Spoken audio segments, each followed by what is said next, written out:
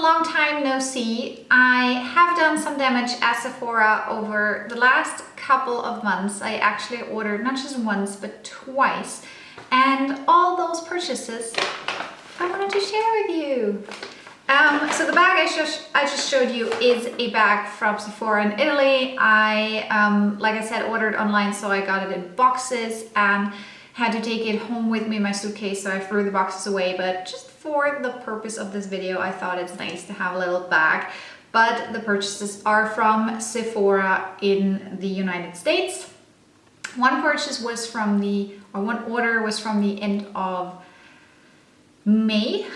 Ordered it home to my parents to Germany, and it arrived the day after I left, so a little bit too late. And the other one was right before the wedding as a little treat for myself.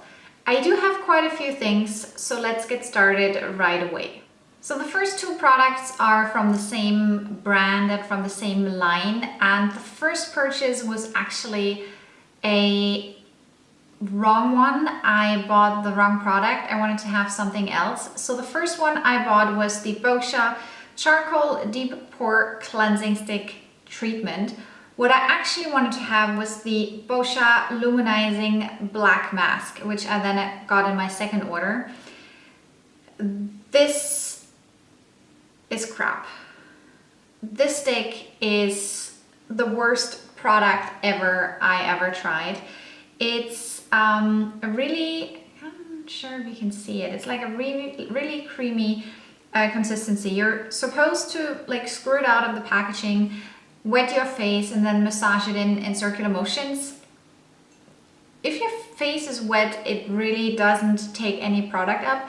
And if your face is dry, the whole lump will stick on one part of your face. I don't like it. I thought it was a waste of money, and if I would have lived in the States, I would have definitely returned it. The other product, like I said, was the Luminizing Black Mask. It is a bit gimmicky, that product. So what it is, it's a very thick, black, gooey consistency, which you smear on your face in a rather thick layer, because then it dries and you can pull it up, kind of like a pore strip just for the whole face, you know, the nose ones just for the whole face. It does the trick. It really empties your pores. It also really tightens your face and makes your pores appear smaller for a certain amount of time. I use this around 4 times and I feel the bottle is or the tube is almost empty. So it is a quite expensive product because you do need a lot of product as well in order for it, you know, to dry as one mask. And it does take very long to dry. It takes around 30 minutes, and I would not advise you to lie in the bathtub while you're doing it, because you will sweat and it will take even longer to dry. So if you're into skincare, it's a nice gimmicky product to try, but it's not something I need to have at home at all times, but it was nice for the wedding. So really like this. Then I got some Kat Von D products, which I think were already out while I was in the States, but they didn't really catch my eye there. I hadn't heard a lot about it on YouTube yet. But right after I returned home to Switzerland, both products became very, very popular, and they are the 2 Shade and Light palettes. So this one is the Shade and Light Contour palette, which looks like this. It comes with a big mirror on the other side. I like especially the 2 contour colors over here. I do like the highlight colors, but especially the one here, the banana powder, is definitely not as good as the one from Anastasia. I prefer that one. I have to play around a little bit more with the palette because I didn't have that much time to do that yet. But also the packaging, it's just, it's nice. It's nice. It's maybe not a must-have, but it's nice.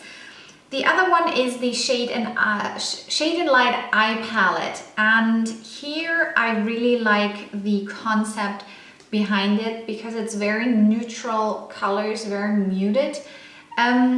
I have not touched this at all, and it looks like one of those colors is falling out.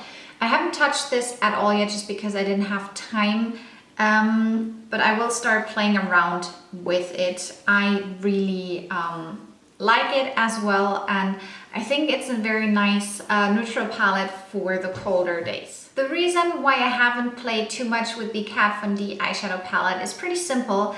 I have another eyeshadow palette which I got and which is a bit more summery, and while it is still warm, I want to use those colors, and I'm really much in love with this palette.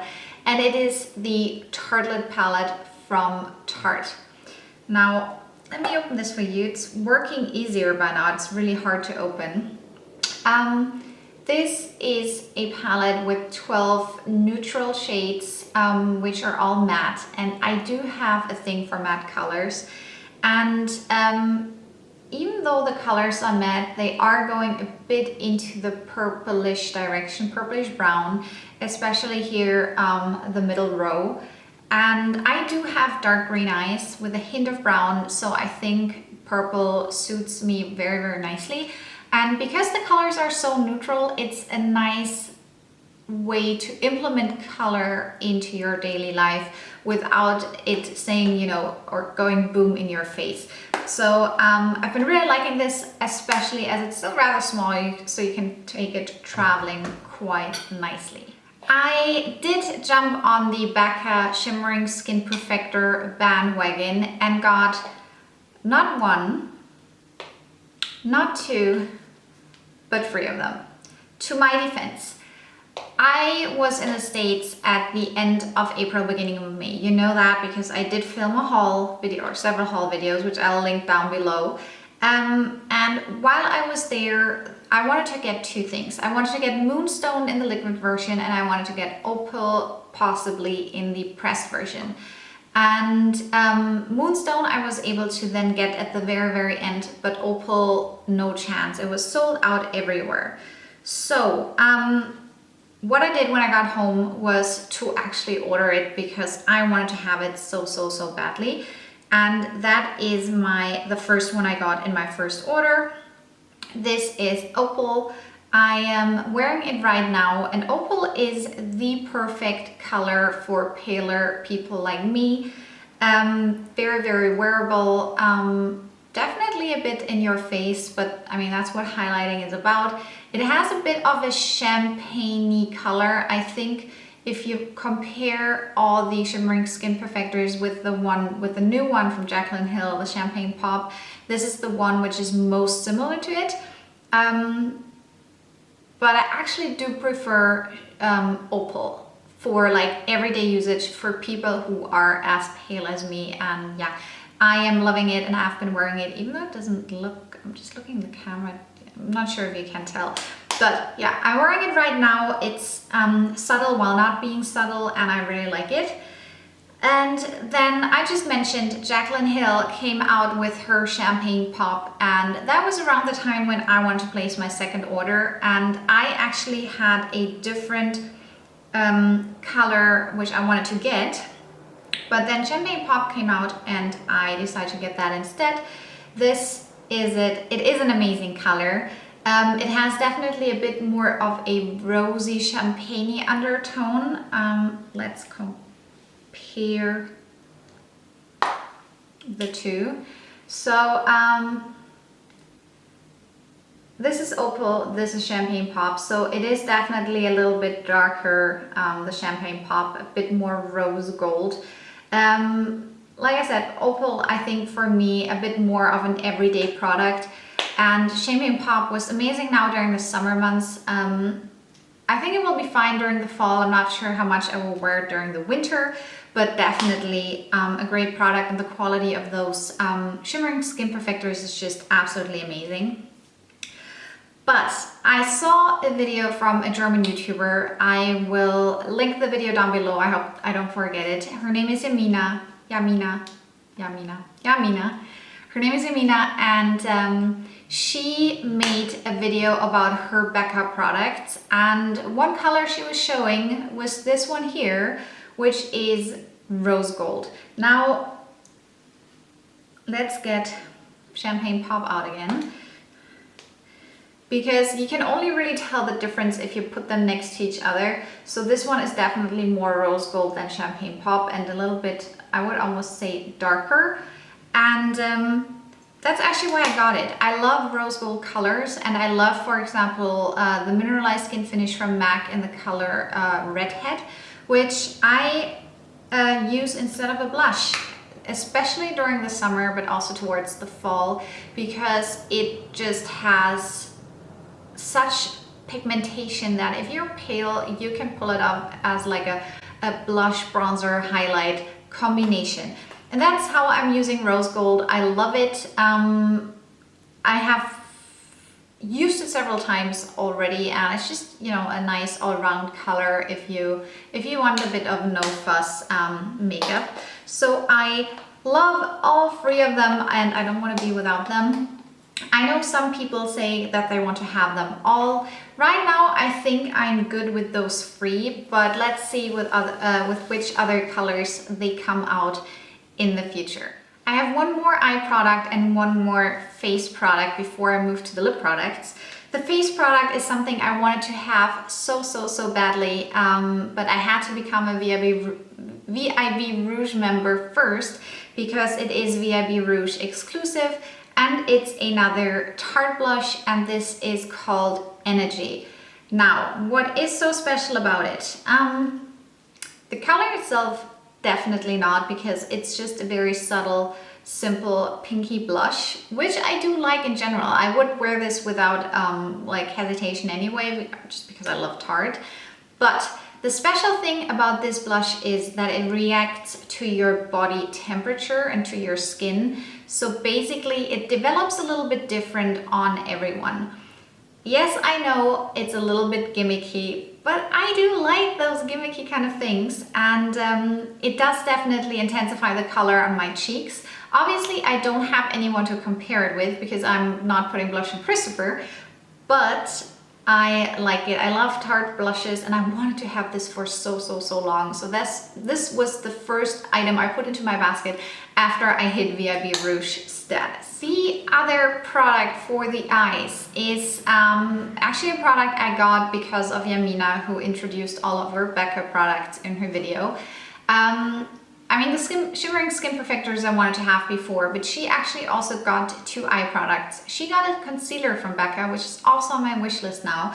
But the one product which really caught my eye was this little baby here, and it is the Under Eye Brightening Corrector.